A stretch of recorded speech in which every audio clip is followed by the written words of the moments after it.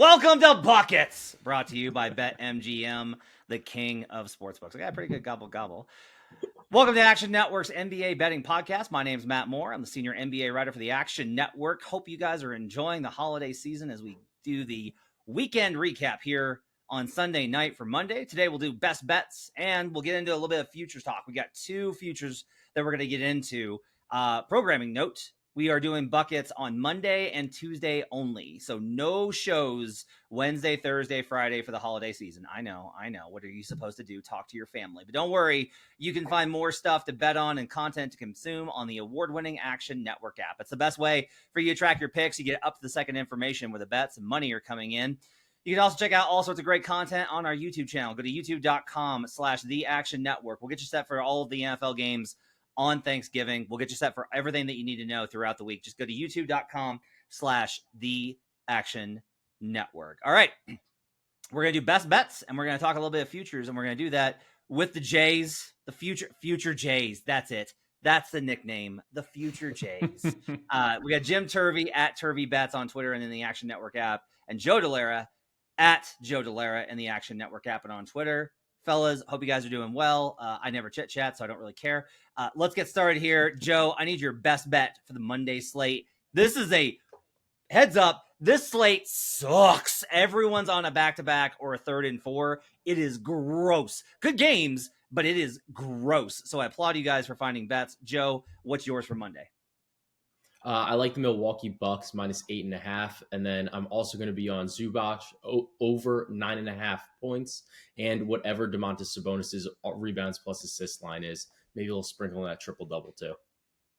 I love it. We record thmost of the props haven't posted yet, and so I always love it when Joe's like, whatever it is, like just it's like a blind bet in poker, just throwing it out there blind. I'm going ahead and go in without looking at my cards. Jim Turvey, what's your best bet for Monday? Yeah, I got a little bit of a weird one here, but fun one, I think. Bucks first half team total over 64.5, and then a little more straightforward, Keldon Johnson over 17.5 points. Yep. Okay. All right. So Bucks heavy. I'm not going to jinx us with going triple on this. I'm going to go with Rockets +9 versus the Golden State Warriors. I will have a lot of caveats on that game when I get to it. I will also take the Minnesota Timberwolves -3 versus the Knicks into the breach once more, my friends, against the New York Knicks. Let's start with Jim, okay? Because we're going to talk about Bucks so much, and so I want to get Jim's first half cap, and then we'll do full game. Let's start with, it's an offense-only play, 64.5 first half versus the Washington Wizards. I don't know if you know this, but the Washington Wizards are not good.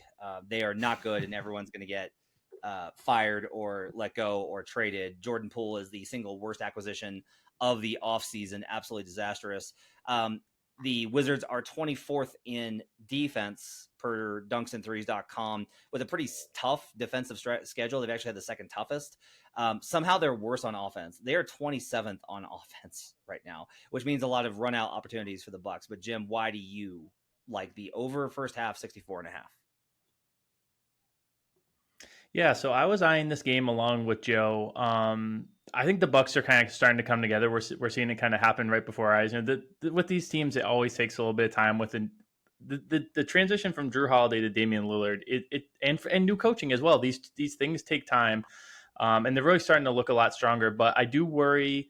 What is really truly terrible about this Wizards team is their starters. Their bench unit's actually kind of like fun and spunky and can do some stuff. So I want to avoid, for me personally, I'm going to avoid the spread a little bit out of fear of that late game, you know, in that zone where, you know, a couple weird things happen. Suddenly it's, you know, they lose by 8 when it wasn't even a close game, but they somehow backdoor cover. So I'm targeting the Bucks offense in particular. Last 3 games, they scored 128 points, 130 points, 132 points. They draw a Wizards team that you talked about, one of the worst defenses in the league. They're also one of the fastest pace teams in the league. So even, you know, if they're not playing a little bit better defense, there's going to be possessions aplenty for the Bucks to get over this. And I just think that, you know, if we think about who is going to be guarding who on this team, it's really not going to end well, especially with the starting unit out there for the Bucks. And try and target as much of that in the first half as possible. Damon Giannis, that's going to be guarded by Jordan Poole and Kyle Kuzma. I really don't know what we're going to be throwing up against them. And with the Bucks offense starting to look like how we pictured it at the beginning of the season, I really like this play. I have lots of thoughts on the Bucks. We'll get to those in a second. Joe Delara, you're laying the wood with a 9. I want you to give the cap. I also am going to demand that you provide a stopping point because we're already seeing sharp money in the Action Network app coming in on Bucks -9. I'm going to imagine by the time that folks hear this on Monday morning, we're looking probably at double digits. So I'm going to need a buy point and a stop point for you as well. But what's your cap on the Bucks in this game? Yeah, I mean, I like it at the -8.5, -9. I think you could take it to like -10.5, -11. To be honest, I probably would reduce your risk. Obviously, like if you get it there, or maybe like start splitting it between like what I'm looking at and what Jim's looking at, because I think the angles kind of are pretty like similar, and there's a pretty good interplay between the two of them. So try to see which one maybe moved a little bit less. Part of why I like this is over the last 2 weeks, like Jim said, Milwaukee is 6-2, and they're plus 6.1 in terms of their point differential in the non-garbage time minutes, which is significantly better than their full season numbers. And when we look at Washington, they just can't stop anybody at all. And I know that, Milwaukee's generally been able to be scored upon by opposing guards, but Jordan Poole has looked so bad. Like I don't even think that he can score against them at this point. And that's kind of the way that I'm looking at this game. Plus, I think that because of Milwaukee's early season struggles, people have kind of forgotten just how dominant this team really is. And I mean, like they just played the Mavericks, who have been one of the best teams over the course of the entire season, and put up a 43 spot on them in the fourth quarter. And that's something that I think they can do like at any point in time, at any point in the game, especially against a Washington Wizards team. Like it just wouldn't surprise me to see Milwaukee hang an insane number on Washington, just the way that they can run up and down the floor and just what you can see Dame and Giannis doing. I think this is going to be a great opportunity for them to really kind of boost their stats and just have a great game. So I think that the number is just still short. And I feel like in a couple months, you might see this game like open at like a -14 or something like that, just something insane. But it's still just early enough in the season that the numbers are a little sticky. Yeah, that tracks. It's hard to make an argument for the Washington Wizards here. Bucks injury report, by the way, as filed on Sunday night, is clean, so we're not going to have to worry about the only one of the superstars playing now. It's always kind of a concern because they've been popping like, oh, by the way, Dame's out. Oh, by the way, Giannis is out. So always be like, I think the best thing to kind of do when you're listening to our best bets here is, if you like them enough and you think they're CLV, then you can play it. But we have to tell you, like, you should always have notifications turned on the Action Network app in case this line moves, and you can either go back again if it moves in your favor, it moves against you if you trust it enough, or you can buy out of the position if you think that the circumstances have changed. That's kind of the nature of the NBA, and you can set line alerts also in the Action Network app if you want to kind of track those things as well.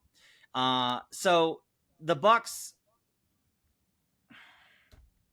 first off, there is no scenario here where I can make you should bet the Wizards. Like that is not a thing. They are -2.9 in the last 2 weeks in spread differential per cleaning the glass. They are 1-6 with a -2.9 spread differential. And Joe is right that there's a stickiness to the preseason expectations where it's like coming in, the sports books kind of projection on this team was they're garbage. They're not good at all. And now it's like they're worse than that. They're a hazmat zone. They are radioactive, but the books can't overcorrect for that yet. I will say, like, I haven't seen the Bucks, on the other hand, get dinged probably as much as they need to for how they performed early. They've had a couple of like really feel good wins, which I think has kind of like changed the narrative on them. And I watched parts of the Mavericks game, and that was really good. I'm doing the deep dive on it now. I've seen some other spots for them where it's like you could see what they're going to do. The defense is still not great. Like, there's still a real problem defensively. But to Joe's point, it's Jordan fucking Poole. And that's like the question here is like, it's the not extremely movable, just like the pretty not terribly unmovable object versus the entirely resistible force of the Wizards offense. So I do think there's probably value on this. I will say that I'm not going to play it again to not doom us, but I do have this projected at 10.3. So my stopping point would probably be 10. Like once it hits double digits, I no longer would want any part of it. And I will not play it as out of respect for the goodness of the podcast to not get this all in. But I will say, Joe, there's a lot of like, Adrian Griffin's like really flexible and like listen to all this stuff that they told him that they wanted to do. That's a warning sign, guys. Because if that means that the coach doesn't inherently understand what needed to happen in the first place and the lines of communication weren't open enough to solve it in the beginning. And like, that's concerning. So I get it, Joe, but I guess here's the question is like, this really is are the Bucks that much worse than their projection versus the Wizards being that much worse than their projection? It's bad versus preseason, wouldn't you say, on power rating? Yeah. Yeah, no, I get what you're saying. I think that part of what it is that when you have like two players, kind of like two superstar players in Dame and Giannis kind of build that rapport, I think it does make a big difference. Because like when you watch them, like when I was watching the Mavs game in particular, it was obviously the most recent game, but like when you're watching them down the stretch, you can see them start to like lean on each other and like understand like what the other one needs and what the other one wants. And I think that makes a huge difference because there's just that on-court chemistry that's kind of lasting for the whole game. And it's not just like, here, you have your turn. Like, all right, you have your turn. It was a little bit more like, all right, like this is what we need right now. And I think that having that is kind of what's helping this Milwaukee team really improve and like kind of having all the other pieces kind of fit around them. All right, give me the Ivica Zubac props. You like the over 9.5 points facing the San Antonio Spurs and one Victor Wembanyama. The Spurs this season are, I'm looking. Oh boy. They are 20th, ranked 20th in opponent points in the paint per game. Give me the cap on Zoo. Yeah, I mean, a little bit of this is the fact that he kind of is going to be matching up, I think, a lot more with Zach Collins, right? And Collins, has his limitations, I think, as a player. He scored 16 points against the Spurs back on October 29th, and he's gone over this line in 4 of his last 5 games against the Spurs as well. So San Antonio just has been relatively weak on the interior over the past 2 seasons. And even though Wemby has been like very good, as like in terms of getting blocks, getting some steals just because of his length. I think that what the Clippers are going to be able to do in terms of their spacing might space him out a little bit even more. And we could see a little bit more opportunities for Zoo on the interior, just with if they're playing like 4 out, basically, especially with Harden now, who kind of likes to have that guy like in the paint that he can dish to pretty easily. I think this is a good opportunity for him to just keep up the volume and keep scoring essentially just in the spot. So I know he just scored 12 games against Houston in his last 12 points in his last game against Houston. And he's kind of been around this number for most of the season, but at 9.5 against the Spurs, who I know he just scored 12 points against the other night. I like him to go over the 9.5 and get into double digits. Jim, do you have thoughts on that as I prepare my thoughts? Yeah, I think it's a good look. I, to be perfectly honest, was prepping for my pick, so I'm going to throw back to you because I trust Never Joe. let them stay and so I behind the was curtain, prepping for Jim. my own. Never let them stay behind the curtain. I'll just say this. I think, one, Joe's pretty locked down on props, so these are always pretty good plays in general. The other thing I would say is Russell Westbrook actually has pretty good chemistry with Zoo, and Harden in particular. Like, it's annoying to me because I'm like, you have all these weapons and like, this is what you're reduced to. You're just running Capella. Like you're just running Harden Capella with Kawhi Leonard and Paul George being PJ Tucker and Trevor Ariza. Like that's what you've turned this team into.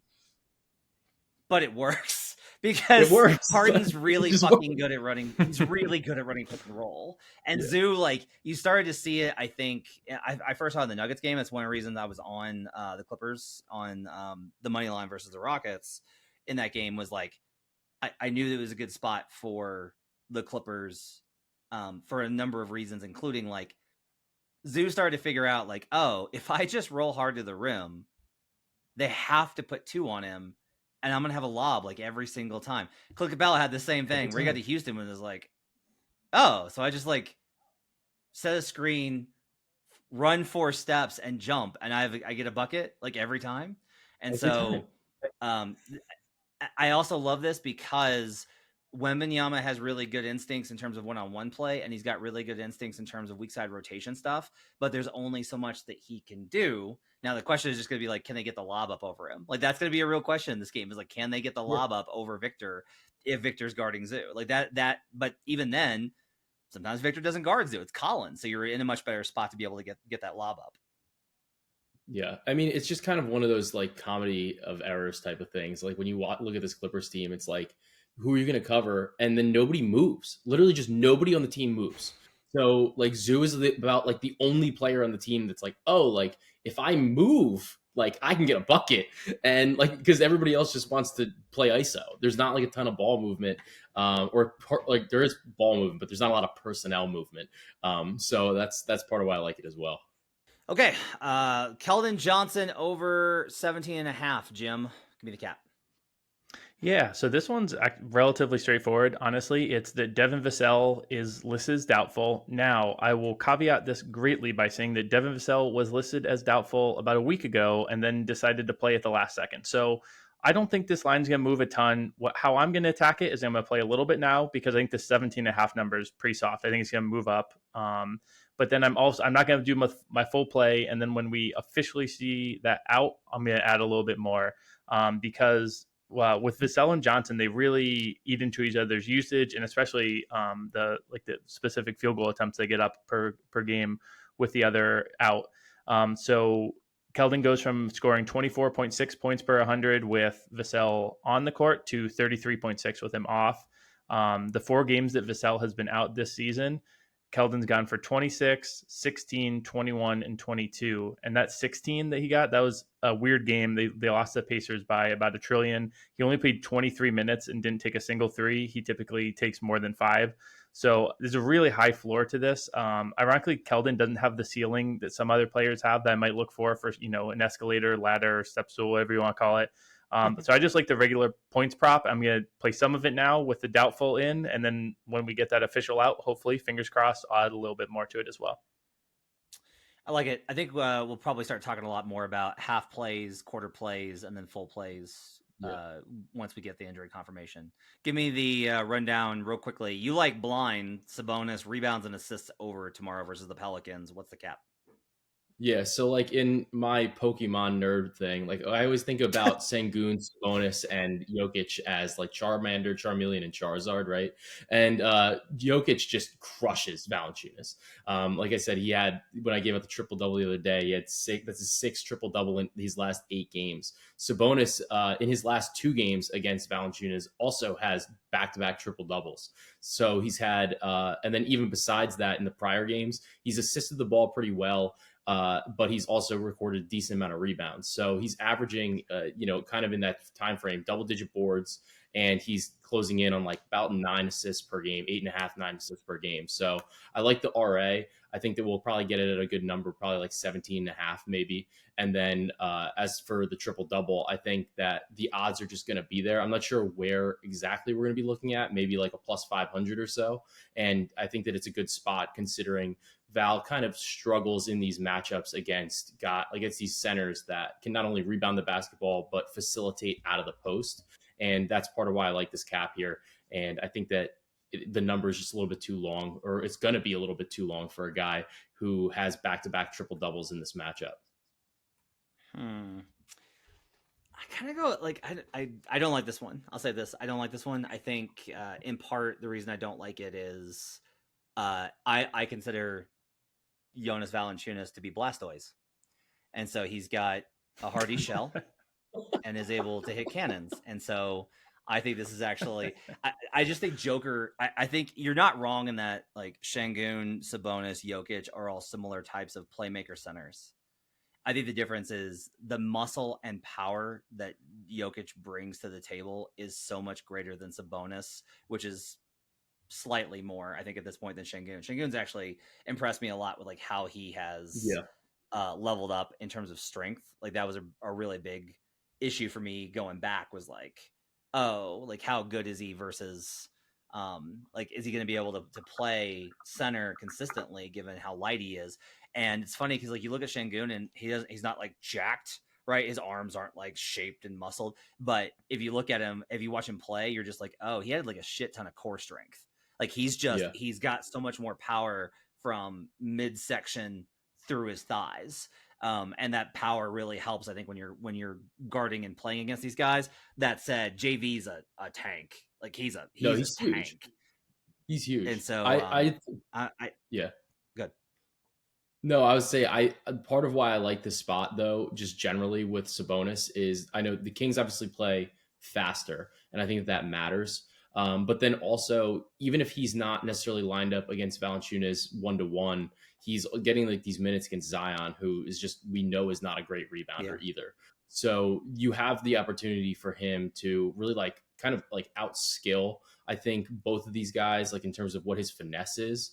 And I think that matters because like the rebounds are a counting stat and the assists are just are a court vision thing. And with De'Aaron Fox, we know that his assists spike up, and that Kings offense just overall is a lot better when Fox is on the floor. Well, I don't know if this is something you know as well, Joe, but in the games that in the games that Fox was out this year, ironically, Sabonis's rebounds went down. Maybe that has a role with the pace, but the games that Fox has been in, the rebounds are way up. So I don't know if that caught your eye as well, but I was just glancing over it, doing the work this time. I noticed that. So that's definitely something I noticed, and I think part of it has to do with the fact that he's not necessarily he's facilitating a little bit more of the low post. So I think he's able to kind of get a couple more rebounds and try to generate some more offense here for the team as you can kind of kick out on a fast break or something like that. Speaking of, I will take Houston Rockets plus 7.5 versus the Golden State Warriors, pending the results of tonight's contest. So we're recording this before Lakers and Rockets have tipped off. I need to see the injury report on Houston. And so we're going to go ahead and record this, and I'm going to tell you like what the play is. And I don't imagine that there's anybody on Houston that they're going to sit out that would be meaningful to me. Like Van Vliet probably moves this spread, and then I would just bet whatever that number becomes. He's like the only guy I would really be worried about. If it's Dylan Brooks, even though he's shooting 56% from three or whatever, I still would like. I would still like Rockets, and I would like them at whatever number this move to. I don't imagine Dylan moves the spread. Maybe it's like a half point, but I don't think so. I can't imagine them resting Şengün. I can't imagine them resting Tari Eason. I can't imagine them resting any of the guys that have been really impactful for this team. And so I like the spot a lot. I don't know where this number is getting from. I don't know where this is coming from. And look, I don't love that the Rockets are now going like this is I'm on the Lakers as we record this on Sunday night because in part I've got a model edge, but also it's a great spot. You know why? LA nightlife is undefeated. This is a Sunday game as we're recording this. The Rockets are on a Sunday night game. I mean, they may come in and win because the Lakers aren't very good. But we're talking about now a weekend in LA. You play the Lakers. You get on the plane. You play Steph Curry. That's tough. That is tough, especially after a brutal loss to the Clippers on Friday night. That said, this Warriors team is not nearly as good as the metrics indicate. I don't think like their dunks and threes numbers on both sides are really good, but a lot of the underlying numbers that I've looked at are pretty worrying. Even if Andrew Wiggins has turned a corner without Draymond Green, I can't get to this number being 7.5. There's no one scenario where I can get to that. Even though I don't think I think Houston's going to be a mirror team. I think we're going to look up in January and be like, oh, they're 5 games under 500, and that's okay. Like that's okay. They can finish with 36 wins and have a really successful season. But I don't see any scenario right now where the Warriors, without Draymond Green, with this completely, really kind of worrying shell of Klay Thompson, and not giving Moses Moody enough minutes, getting bad minutes from a lot of the guys, a lot of frustration from the fan base with Steve Kerr. Joe, I can't get to this being 7.5, so I'll take the Rockets plus 7.5 sight unseen.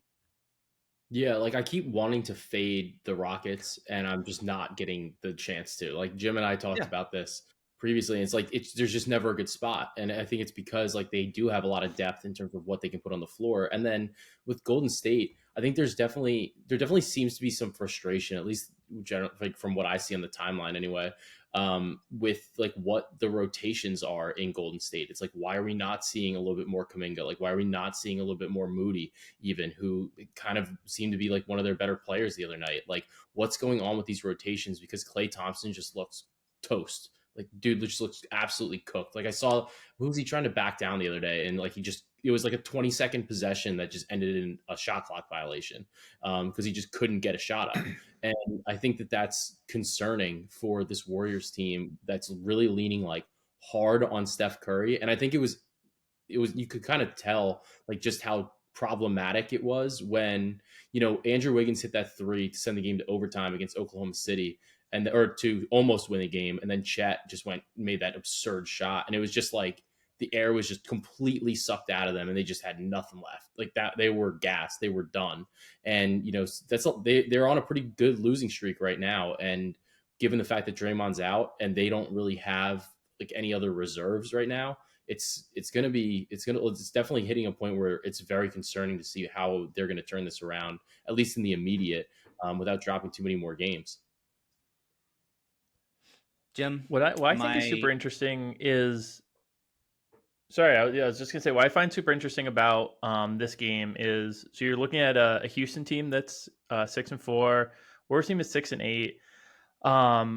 But the Warriors favored by a big number. And oftentimes the sport that I think about with this sometimes is, in baseball, the market's very shaped by, specific metrics out there. And I think we're starting to see that in NBA as well, where the market, like Joe said, I keep wanting to fade this Houston team. They're a bottom 10 team in adjusted net rating from dunks and threes. But here's the thing, the market knows that, and the market is not going to let you, like, they're not going to give you a bad number. So what you really need to do is do stuff like you're doing, Matt, which is look beyond that adjusted net rating and maybe be like, there's some holes here that the market is, not quite seeing, or looking at matchups up. I think those really soft numbers for the first couple weeks really aren't there as much because people have access to, these really strong adjusted net rating outlets online and stuff. So looking for one level deeper, we might touch briefly on Timberwolves and Knicks. Some of this Knicks offense is, by my eye, a little bit like a Jenga tower that's ready to crumble if RJ stops shooting 50% from three and Mitch stops grabbing more offensive rebounds than any team in the NBA by himself. So looking for stuff like that maybe is one layer beyond what's a pretty sharp market, I think is like pretty useful and pretty relevant. And I think that's kind of what you're doing here with this Rockets pick on Monday, which seems gross, but maybe makes sense if you go one layer deeper. Yeah, like the number of wins over the next 3 weeks. Like if there was a market for the number of wins over the next 3 weeks, the Warriors would probably be like -1.5, -2.5 in that kind of a market for having more wins, like 2.5 more wins than the Rockets. And I wouldn't want to take that bet because the Warriors are going to get Draymond Green back and the Warriors are likely to figure stuff out and they're a better team. And over time, this Rocket stuff will start to slide. But we're not talking about the next 3 weeks. We're talking about now. Like we're betting the moment. We're betting right now. And even on the back-to-back, I kind of like this spot. I think, Raheem and I used to talk a lot about, Raheem from the Ringer Gambling Show, about the whole catch a falling knife thing. I do tend to go a little bit more to, you shouldn't just be like, they've won 3 in a row, so they're going to win 4 in a row. But when you have a team that's like unsustainably performing, and like the Steelers actually I think are a really good example of how this can burn you too, right? Where like the big debate this week was like, are the Steelers ever going to stop getting lucky as shit? And then they stopped getting lucky as shit versus the Cavaliers or versus the Browns, but they only lost by the hook, right? Where it's like that's how narrow the margin was, even with these teams that are kind of outperforming things. Houston will come back down to earth over the course of 82 games. But right now, I think it's a really good spot for them. You mentioned, Jim, the Timberwolves and the Knicks. So I'll go ahead and I'll lay the 3 with the Minnesota Timberwolves. My numbers are going to be always a little bit messed up because of, like, I have 2 projections, one based off of in-season home court, which is going to be heavily skewed because there's only been, 4, 5, 6 games. You have one blowout. It really messes with it. And I have, a normalized, which is based on, the average home court across the league if you were to apply that. And either way, my very conservative number is Wolves -5. My Wolves, adjusted for how they played at home court, is double digits because they've been demons there. I love the matchup. You mentioned Rudy Gobert, Karl Anthony Towns, and the Wolves wings should cut down on the Mitchell Robinson gets to rebound every fucking miss that they have offense. I think, I wonder, RJ Barrett is going to probably come back down. This isn't really a cap on that. It's more a matter of, if the Wolves and Knicks get into a slugfest, I trust the Wolves to come out and win that game at home by margin. if the Wolves and Knicks get into an offensive shootout, I may lean a little bit towards the Knicks, but not enough on the road for me to not feel good about Minnesota. And this is like an average normal-ish game. Then I think the Wolves are more talented, better, and that their power rating I think holds up a little bit better against the resume. So Joe, I hate to tell you, but I'm fading the New York Knicks. Look, I mean, I understand because Minnesota's obviously been so good so far this season. But it's funny because the Knicks are still better than them in terms of adjusted net rating. They're fourth, Minnesota's fifth, which I thought was interesting. The one thing that I thought was even more interesting was the Knicks have been shooting like incredibly well over the past couple of weeks, right? And they're shooting like 42% from three, almost 43%. The craziest thing is on their season-long numbers in terms of effective field goal percentage versus expected, they're still shooting worse than their expected field goal percentage, effective field goal percentage, which I thought was fascinating. So like, even though they've been red hot and like over the last 2 weeks are outpacing what they should be shooting, right? On the season overall, like they still aren't all the way there. So I'm wondering, like, in terms of what their offense is, you know, like when we look at their offense in adjusted offensive rating, they've now cracked the top 10. And I'm curious to see whether or not that continues to improve. Obviously, Minnesota's defense, excellent. And I think that it's really just Rudy Gobert, but like what he can bring to the interior, maybe it probably can stifle a little bit of what Mitchell Robinson does in terms of getting the Knicks second chance opportunities. But I do think the other thing is Rudy Gobert's presence is impactful in particular, given the fact that Brunson likes to get into the paint. Randle likes to get into the paint. You have a lot. RJ Barrett likes to get into the paint. Like you have a lot of guys on the Knicks that want to attack the basket, and having a rim protector like Rudy Gobert makes this much more difficult for that style that the Knicks want to run. So I think that's kind of the concern there. I think the number's probably fair, but I understand why you don't want to bet on the Knicks.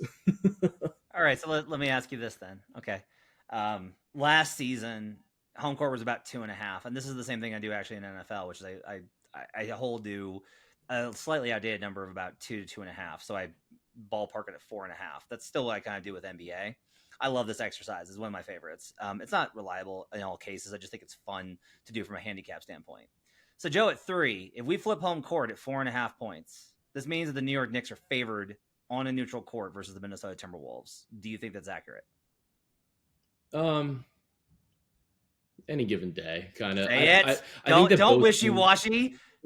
Give me the takes here, Joe. I think that these teams are like honestly like relatively even. Okay. Right. Like, you know, like I don't think that either is like extremely better than the other. Like I think it's kind of like one of those tougher scenarios or tougher games to cap because like I think they're kind of similar, right? Like you have multiple bigs on both teams. Like you have Randle and Karl Anthony Towns. You have Rudy Gobert, Mitchell Robinson. We can go back and forth over like who is better, obviously. Like I think Gobert is probably the best out of all of them. And then Cat, you know, and Randle, maybe they'll get traded for each other. Who knows? But then you have Brunson, you have Brunson, Anthony Edwards on the perimeter. So I think that it's like a relatively like evenly type of matched game. But I think it just depends on the day. Like if the Knicks are going to shoot 45% from 3-point range, like they're going to win. Like that's just the way it is. So I think it's going to be a good game. It's probably one of the better games to watch on this Monday slate. I'm definitely going to be tuning in. So, but I don't know if I'm going to bet on it just for my own happiness sake, you know? That's a very rational and well-reasoned and just a very even-headed analysis by Joe Delara. It's also clown behavior, as Rudy Gobert would say. That's clown behavior for you not taking a side. Jim, you kind of mentioned the offensive stuff. Jim, you kind of mentioned some of the offensive stuff. What are your thoughts on this game? Yeah, I was actually hoping to have a best bet for this game because I really liked the under at the number that popped. I saw some of the writing on the wall, so I moved down a half point. So I logged it in the app. Hopefully you followed there. It's gone down like 5 points. And that kind of puts me on the side with you. I think you nailed this well. I think the lower scoring this is, the better this is for the Wolves. Knicks have the slowest pace, so they're definitely comfortable playing at those low scoring games. But I do think that the Barrett shooting and the Mitchell Robinson offensive rebounding in particular, have been so central to this team's offensive success so far. And in Gobert, he's going to face one of the tougher challenges to get those offensive rebounds against. The Wolves are 9th in the league in defensive rebound percentage, but a lot of that is kind of up front with their starting unit, and that's the unit that's going to have to worry about Mitchell Robinson the most. I do think there is the potential for the Knicks, they love those like cram schedule spots. They really thrive in those. I would have this as, I think the Wolves are a slightly better team than the Knicks right now. So I think getting a number of just -3, I would lean with you as well. I'd probably make it around that 4.5, maybe 5. I haven't played it just yet. This is one where an injury report could skew this like well within the range of making me nervous. So I kind of want to see a full, everyone either out or in. And then I don't think the number's going to move like crazy. So I might try and look at this game kind of like right before tip kind of deal. Like that one where it was like RJ Barrett's smiling and happy in the lockout. He's got a migraine. He's out. That was unfortunate for all involved. All right. So best bets, we'll run these down once more. I've got Rockets +9, Wolves -3. Joe has Bucks -9 full game.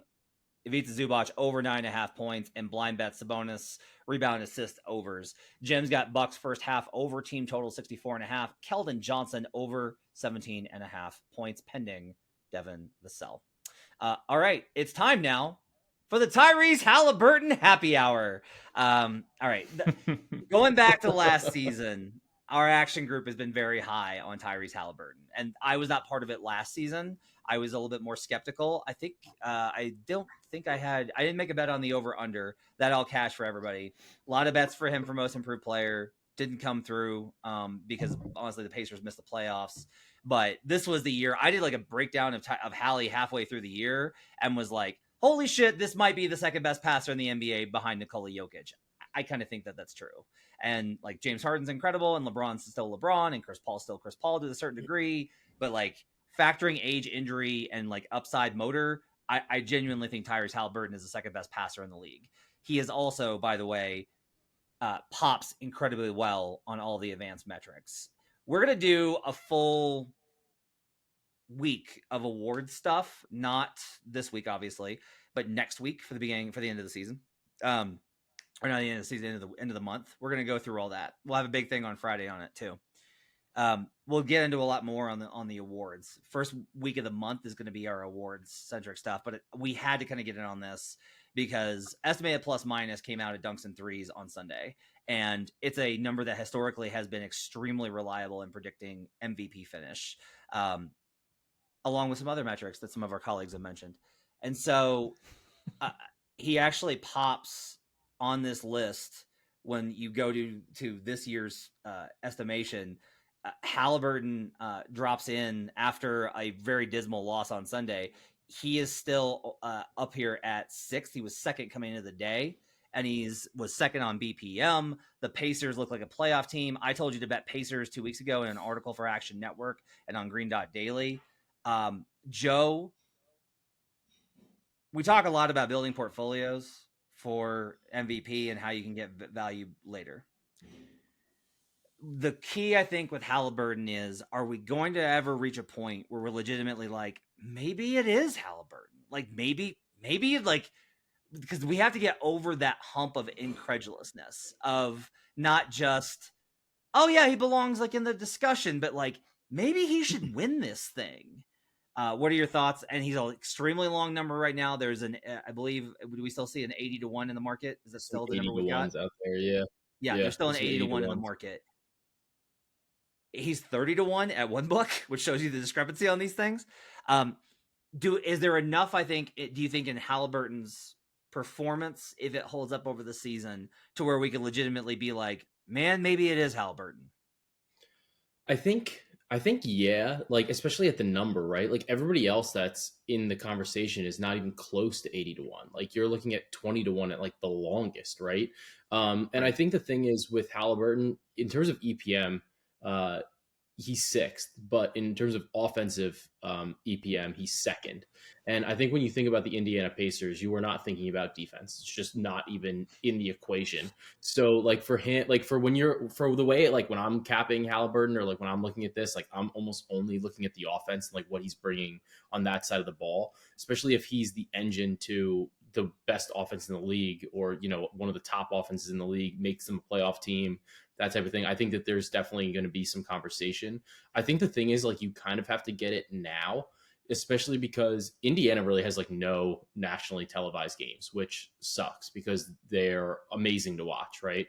But because of how good they've played in the in-season tournament, it sounds like they're going to get some nationally televised games. And I think that, if they can kind of ball out in those spots, in that spot, like people are going to go, whoa, like, wow, this guy is good. Like this team is really good. And I think that then having the eyes on him now throughout the rest of the season, I think that matters. He's also like on pace to be, I think, the first 12 assist guy or it was like something with 12 assists and like no turnovers or like what the ratio was since like John Stockton. So, I mean, that tells you just how good he's been overall this season. The other thing is we know he's going to play. Like he generally is playing in these games. Like he's missed one game so far this season. But I think that there's always like significant concerns with players missing time. Like Booker's already missed 8 games. Curry missed 2. Lucas played all of his games. Embiid, there's always some injury concerns. De'Aaron Fox missed a bunch of games. Donovan Mitchell has missed some games. Kevin Durant, always the same type of thing. And then Shea has played. But Shea, you have to look at it and say like, all right, well, like, is it Shea? Is it the whole team? I think that Tyrese Haliburton, it's very evident that the reason the Pacers will make the playoffs, and maybe even go like get like not just in the play and like make the playoffs outright, is because of how good he's been as the number one offensive player on this team. So I think that between the assists and the fact that he can also score and he's shooting, it's 50, 40, 90 clip is just absolutely incredible. If Steve Nash got to shoot more instead of playing the pure point guard role on the Suns, this is what it looks like. Like Steve Nash just said, like, I should have shot more. Like, that's what this looks like. Like, that's honestly the best comp. That's how he plays. Like, when I watch Haliburton, I see Nash. The way that he weaves in, the way that he finds guys in mid-transition, the way that he, like, lands passes completely on target. All of it, to me, is very reminiscent of Steve Nash, who you may recall won 2 MVPs. Jim, you've talked a lot about this in terms of the value over the course of the season, building positions, and what I'm really kind of getting at here is you can't eat CLV. And I feel like we're going to have great CLV here on Tyrese. Let's start with this right up front, because it's important to just go ahead and acknowledge this. This assumes that Nikola Jokic has either chosen to miss enough games to go 64 or under, or God forbid, knock on wood, suffer some sort of injury to where he does not qualify. Because to be quite honest, despite all of the stuff we talked about in preseason on age restrictions and who doesn't win it and the fatigue and how like moving past it, I don't know how the fuck Nikola Jokic doesn't win this award if he keeps doing what he's doing, because it's absolutely berserk. And that's before we get to Embiid, who, again, like I think Embiid probably will, there's a lot of reasons to think he'll either not qualify or slide a little bit. He's off to a really great start.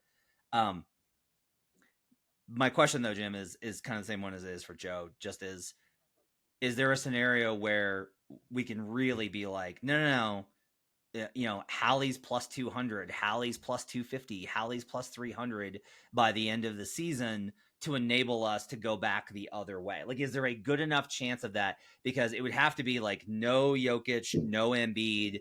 And quite honestly, I'm even if the Pacers finish with a better record than Luka, I don't know how he gets over him because of Luka's raw usage production.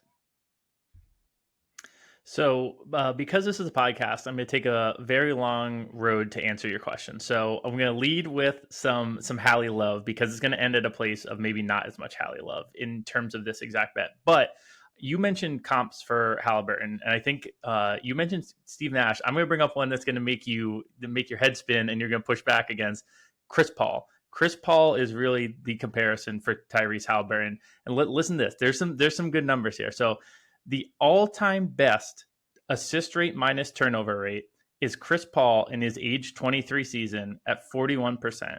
This season, Tyrese Haliburton, age 23, is 40.3%. That would, if it held, this was before his worst game tonight. Of course, we jinxed him by saying we would talk about him. That would be literally the second best of all time. With Tyrese on the court this season, they're scoring 127.8 points per 100. With him off, way down to 113.3. That's basically every stat you can go down. 3-point percentage, they shoot 40% with him on, down to 36 with him off. True shooting, 63 to 57.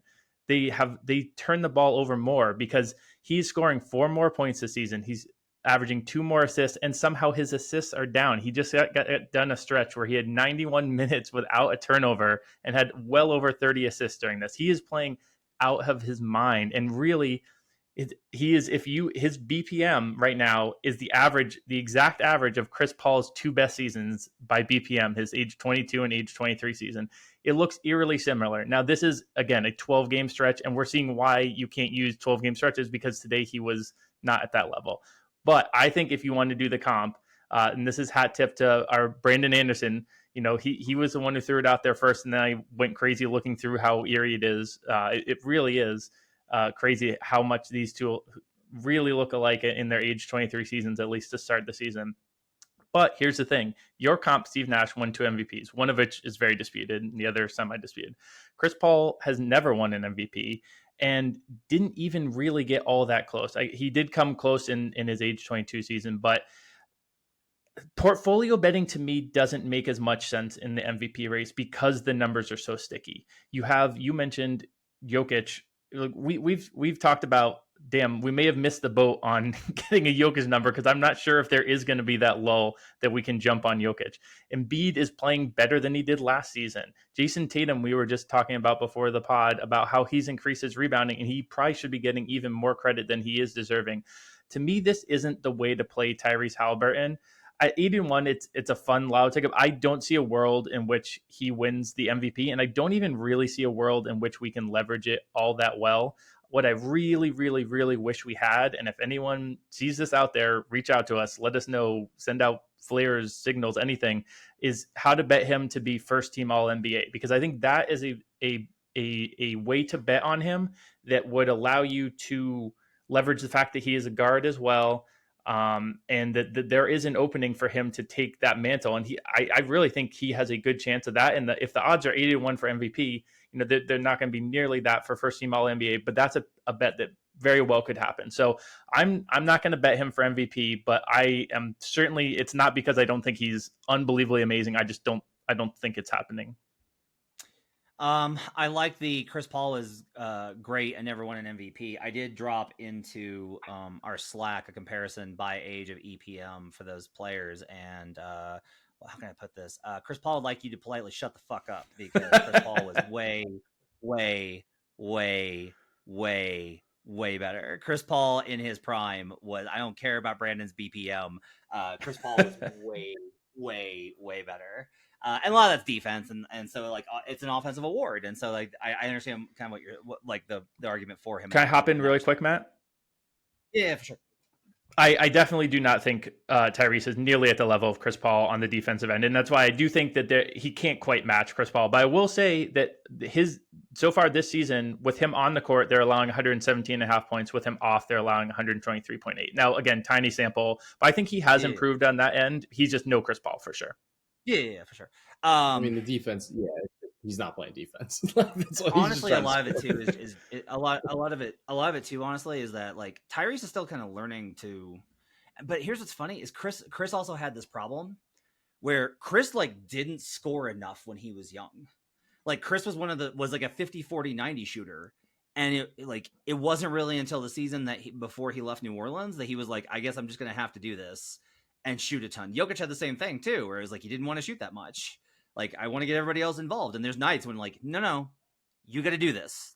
No, it's not working for everybody else. The defense is keyed in on it. They know you want to pass. You have to hurt them. And he's starting to make that jump, which I think is really exciting.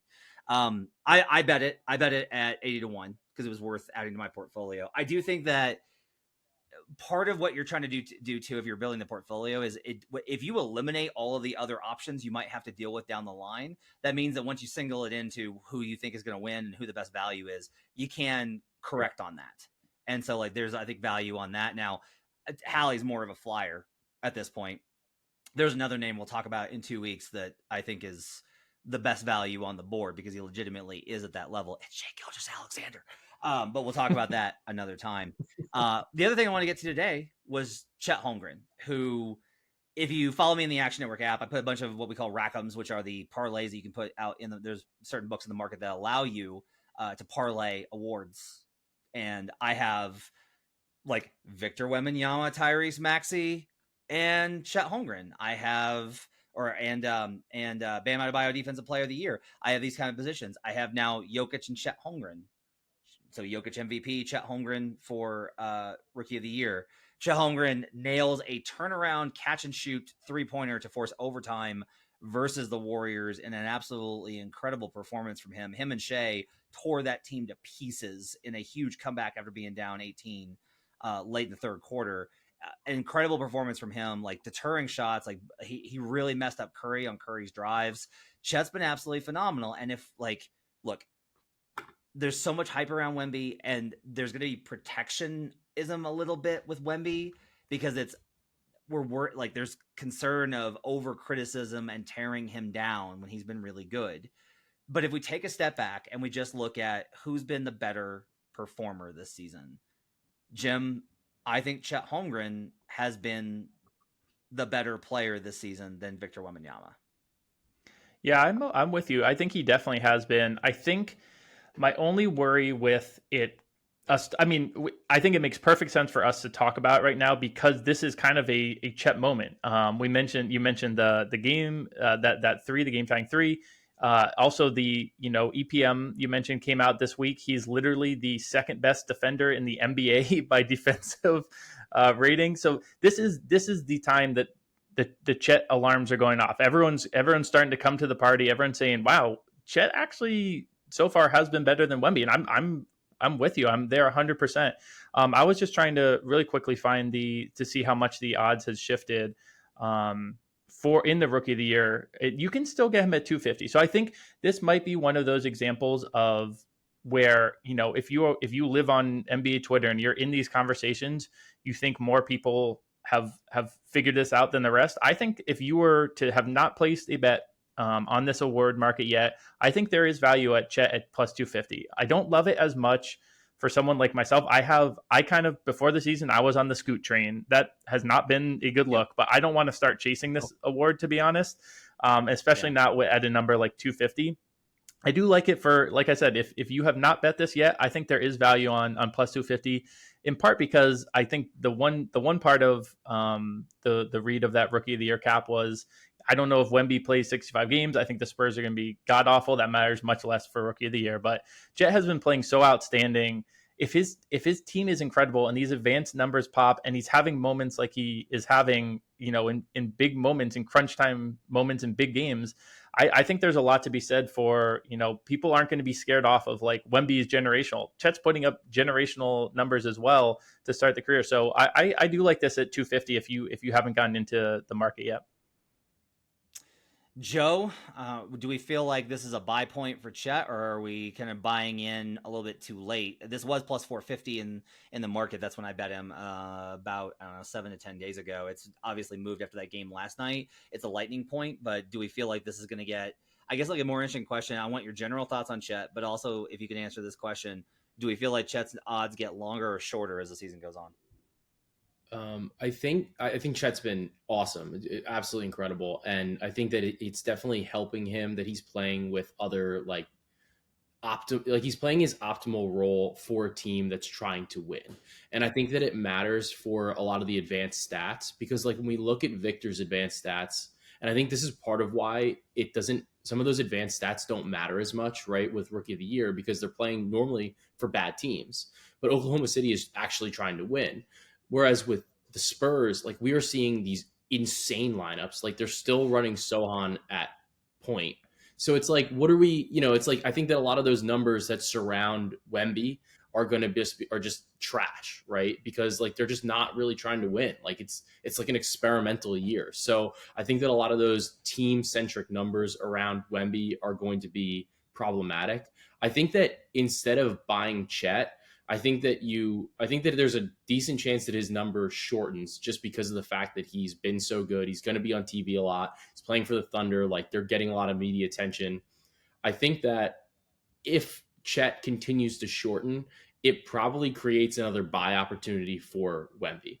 Wemby, like after he had that 38-point explosion, he went to like minus 400. I think it went to minus 600, and then there was some buy action on guys like Chet or Thompson. And then you've kind of seen the market pull back now, and you're seeing mostly like minus 250s, minus 230 or so. So I think that if Chet continues to climb, that naturally has to mean that Victor comes down. And I think that that's really the way that I would probably look at it.